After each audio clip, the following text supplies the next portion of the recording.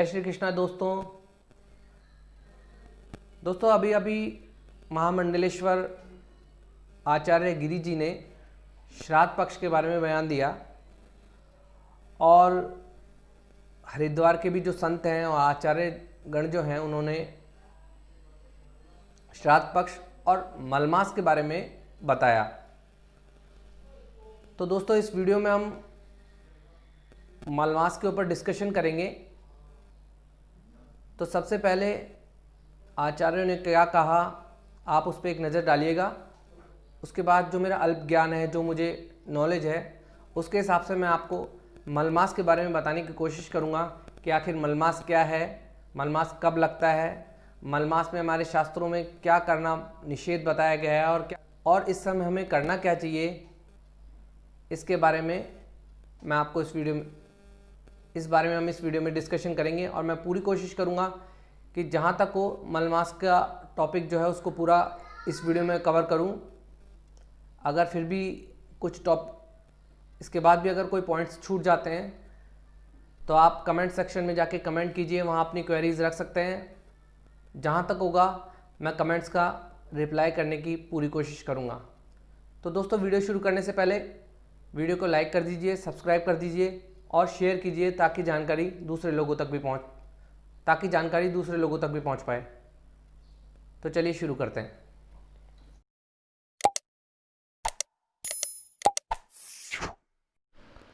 तो सबसे पहले ये जान लेते हैं कि मलमास या कह लीजिए अधिक मास ये होता क्या है। ये एक तरह से कह लीजिए कि सूर्य वर्ष जो कि 365 दिन का माना जाता है और चंद्र वर्ष जो कि 354 दिन का माना जाता है, तो इनके बीच में जो डिफरेंस हो जाता है उसको सेटल किया जाता है। भारतीय गणना पद्धति के अनुसार सूर्य वर्ष 365 दिन और करीब 6 घंटे का होता है, वहीं चंद्र वर्ष 354 दिनों का माना जाता है। दोनों वर्षों के बीच लगभग 11 दिनों का अंतर होता है और हर 3 वर्ष में लगभग 1 मास के बराबर हो जाता है। इसी अंतर को पाटने के लिए हर 3 साल में एक चंद्रमास अस्तित्व में आता है, जिसे अतिरिक्त होने के कारण अधिकतम मास नाम दिया गया है।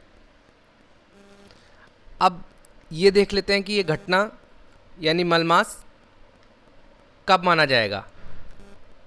जब सूर्य एक ही राशि में रहे और उस बीच 2 अमावस्या पड़ जाए तो वो समय मलमास या अधिक मास का समय माना जाएगा।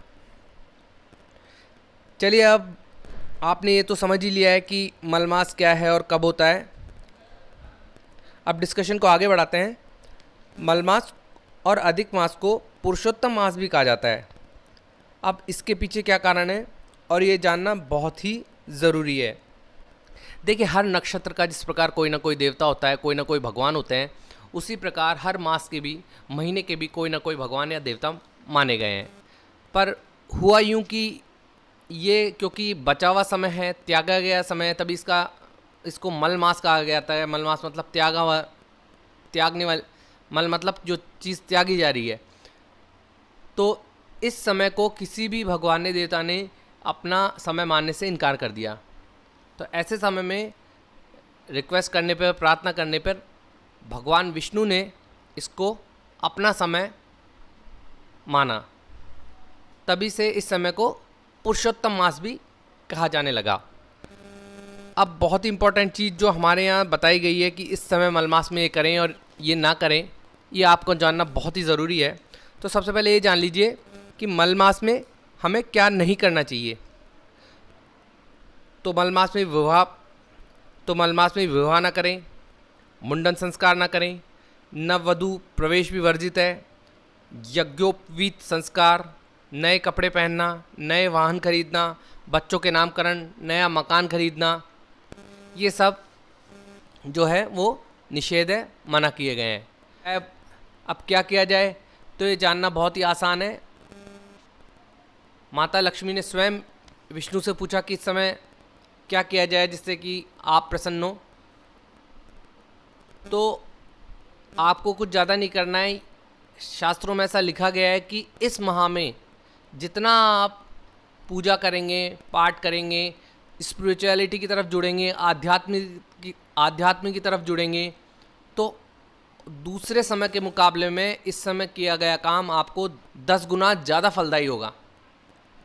तो ये तो बहुत सिंपल सी बात है। इस समय आपको ज़्यादा से ज़्यादा भगवान के करीब रहना है, ज़्यादा से ज़्यादा भगवान से जुड़े रहना है।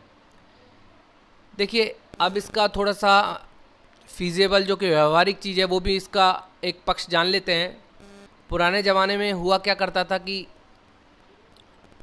बारिश का जो मौसम होता था, मानसून का, जब वो ख़त्म हो जाता था तो क्योंकि बाढ़ आ रही है, कहीं कहीं बहुत ज़्यादा बारिश हो रही है, तो बहुत से काम जो है वो बंद पड़ जाया करते थे। तो इस समय लोगों के पास धन की कमी रहती थी, धन ख़त्म हो जाता था, या ख़ास कर या विशेष तौर पे कह लीजिए कि मध्यम वर्ग के पास या गरीब जो तबका था उसके पास रोजी रोटी के साधन कम रहते थे, क्योंकि बहुत सी चीज़ें बंद रहती थी। तो इस समय ये मानते हुए कि इस समय धन की कमी है, बाज़ार में पैसा नहीं है, इस समय किसी भी तरह का इन्वेस्टमेंट या किसी भी इस तरह के कार्य जिसमें पैसा लगता हो उसको वर्जित कर दिया गया। क्योंकि मोस्टली ये देखा गया है कि ये चैत्र मास से लेके अगले 7 या 8 मास में ज़रूर मलमास हमेशा आ जाएंगे, और मोस्टली जहाँ तक पॉसिबल होगा ये मानसून के समय ही मलमास लगते हैं। 90% के ऊपर ये जो मलमास लगेगा, घटना घटित होगी, ये मानसून सत्र के आसपास ही घटित होगी। तो दोस्तों, मैंने अपने अल्प ज्ञान, जितनी मेरे पास नॉलेज है, उस हिसाब से आपको समझाने की कोशिश की है कि मलमास क्या होता है, कब बनता है, इसमें क्या करना चाहिए, क्या नहीं करना चाहिए, क्यों इसे पुरुषोत्तम मास कहा गया है। आध्यात्म की तरफ जुड़ना इस समय बहुत ही अच्छा रहता है, और साथ ही साथ इसका व्यवहारिक जो पहलू हो सकता है या जो फीजिबल इसका जो पक्ष है वो भी मैंने आपके सामने रखा कि क्यों लोगों ने ऐसा किया होगा। और अब बात कर लेते हैं जो हमारे संत हैं या आचार्य हैं, महामंडलेश्वर हैं, उन्होंने इस बारे में क्या कहा है। तो उनका जो विचार है वो ये है कि मलमास हो या श्राद्ध पक्ष हो, इसमें कोई भी काम करना निषेध नहीं है। इस समय आप सभी काम कर सकते हैं। तो आप भी इनके बयान देख रहे होंगे। तो दोस्तों, इस वीडियो को यहीं कंक्लूड करते हैं। मैंने अपनी तरफ से पूरी कोशिश की है कि मैं आपको मलमास के बारे में अच्छे से समझा सकूं। अगर फिर भी कोई कमी रह गई हो तो आप कमेंट सेक्शन में कमेंट करके पूछ सकते हैं। मैं पूरी कोशिश करूंगा कि आपके कमेंट्स का रिप्लाई कर सकूं। So thanks for watching this video. Next video में किसी और टॉपिक पे चर्चा करेंगे। धन्यवाद।